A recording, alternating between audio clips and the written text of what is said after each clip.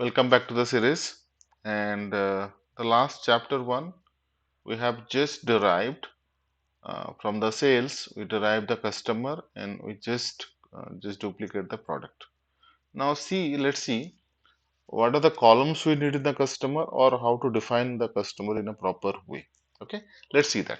So, since we derived from the sales, the customer is derived from the sales. It is getting all the columns here, right?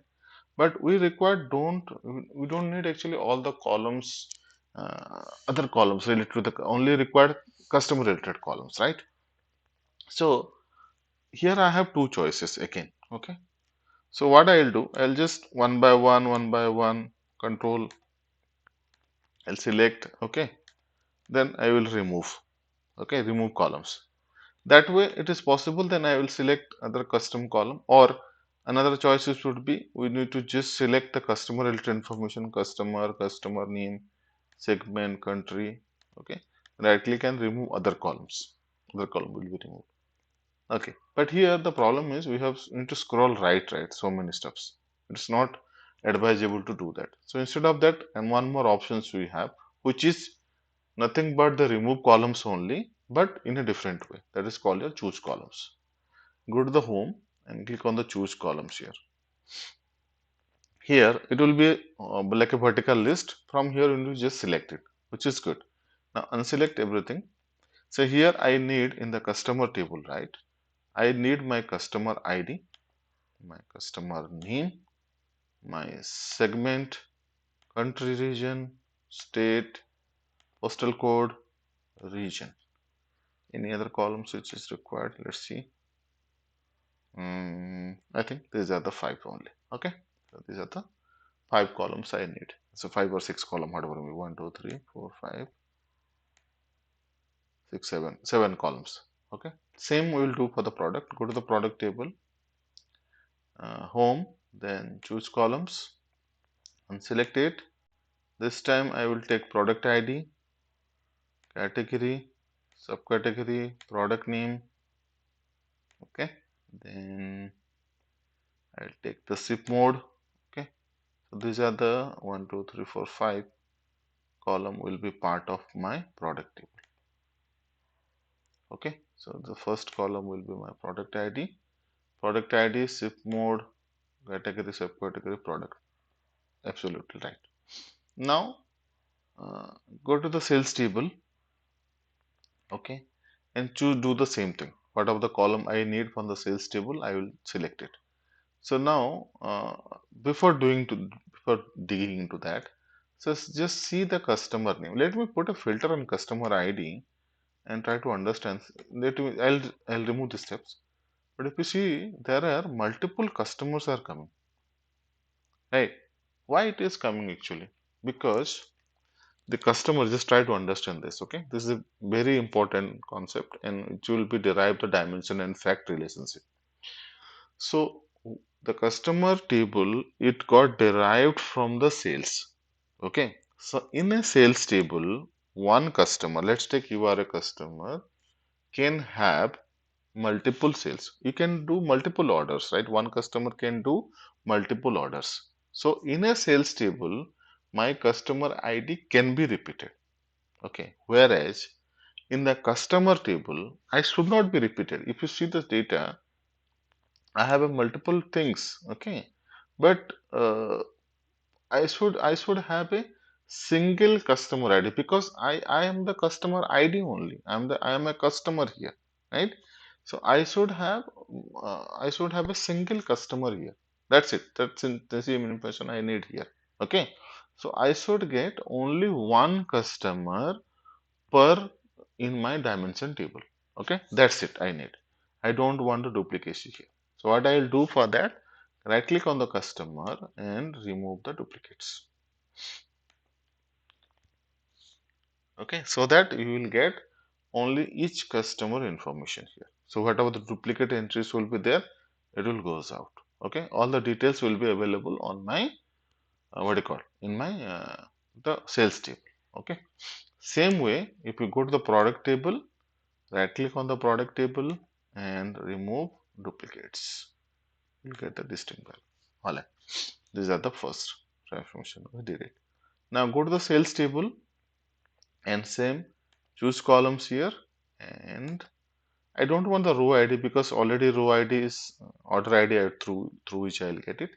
So I'll take the order ID, I'll take the order date, ship date, customer ID is required because at end of the day I want to make a relationship between the customer to sales between the customer ID only. So I need the ID columns. Then customer name, segment, country, region, postal code, all is not required. Again, product ID is required because I need to connect or to make a relationship between your sales to the product. Okay.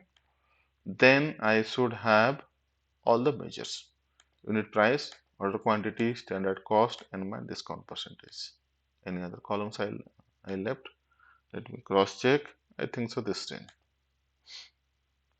Okay, done. This is done. Okay. So sales table is ready. My sales table is ready. So I will do the last step on my sales table. Just select a column and I need to do the change type. How we will do the change type here? Click on the transform tab and detect data type. So it will apply the change type option on the last. But don't believe Power BI blindly or don't believe Power Query blindly on this step. Cross check every data type manually whether it is correct or not. So in this case, the order ID is ABC, order date is date, ship date is date, customer ID is string, product ID, unit price is decimal, 123 is the order quantity, integer value, 1.2 standard cost, discount percentage is percentage. Absolutely okay. I'm okay with this. Now go to the product table. Okay. Here I don't have any transformation left here. So I will just select and control A. Then I will have my detect type. Transform, then detect type. So it will change all the data type again. So just cross check everything. Looks good to me. Now go to the customer. Before applying the change type, one transformation I want to have here. If you see two things actually. First, I need to change this column name. I say it will be not country slash region, it will be country. And the state one, I have two information actually by comma. Okay, one is my state, okay, and one is the city. So these two informations I need as just two separate columns here. Okay, so how we will do? We need to go with the split functionality here. Split. So right click on this. Okay, then split column by delimiter, comma. By comma, I want to split. Okay, each occurrence of this, it will just create two columns here, state 1 and the state 2. Okay, so the state 1 is nothing but my state, and this one is city. Okay, again see, after the split column, right, there is some change type happened. Remove that, it's not required. Delete it. Okay, and just remove it. Now city, state, everything is done. Now finally control A and transform detect data type. Right. So by doing this, we are able to get my sales table, my product table, my customer table is ready for me. Now I'll check the returns. So in the returns, right, only problem I have is that on the first row I have the header. But you know that already we did it. We'll go with first row as header. Okay, again the first change type is there. It's not required for me. Okay, again I'm doing it. Sorry, again moving it. Click on the first row as header and change type. So after the change type is happening is fine because I have three columns. I'll okay with the change type like ABC, ABC, ABC is coming. Now just think like that. So what are the things I have, what are the columns I have in my returns table? In the returns table, I have returned, which is yes, yes, yes, everything because return table. And along with I have the order ID and the regions. What are the why the order got written, the region behind that. Okay, so basically this table should not be a separate table because I have already the order ID information on my sales table, and corresponding to that I need the region. That's it, in the sales table only from the return table. So if you want to fetch one column information from the return and I want to move it to the sales, then it is just like a join. Hmm? So that option is called your merge queries. So click on the sales, then merge queries and select your returns table. Click on the order ID and click on the order ID returns here. It will be left outer. Okay. Now from the returns table, if you expand it, I need only the region. That's it. Okay. Now if you click on that, we see couple of order IDs are null because that is not returned. And few of the others, and few are the find other match, bad quality, all things.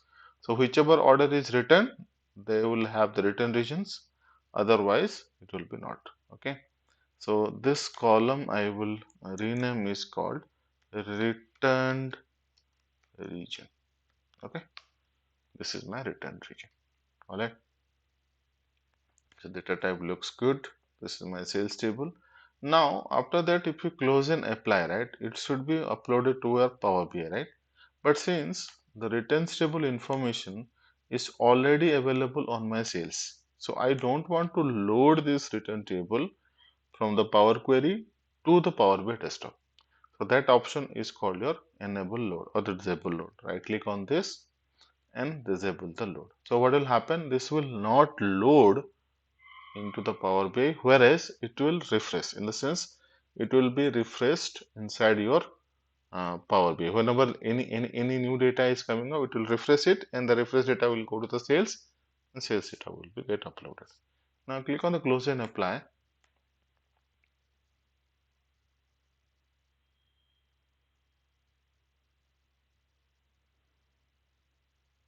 Okay, it is loading the sales customer everything.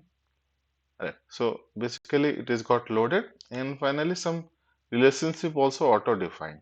Let me click on this reset layout and little bit zoom in, and I'll keep my sales table here, then I put my product table here, and this is my customer table. The customer table between the customer ID and product value, the product ID. We'll discuss completely about this relationship, but not now.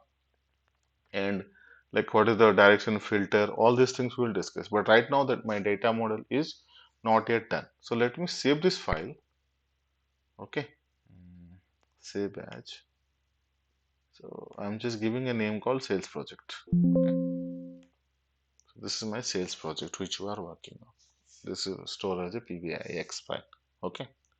Okay. So let's stop it here, and from here we will continue because another table which is required in this case is my date table, which is missing. I don't have a continuous date table, so I will show you with an example how to create your date table in Power Query.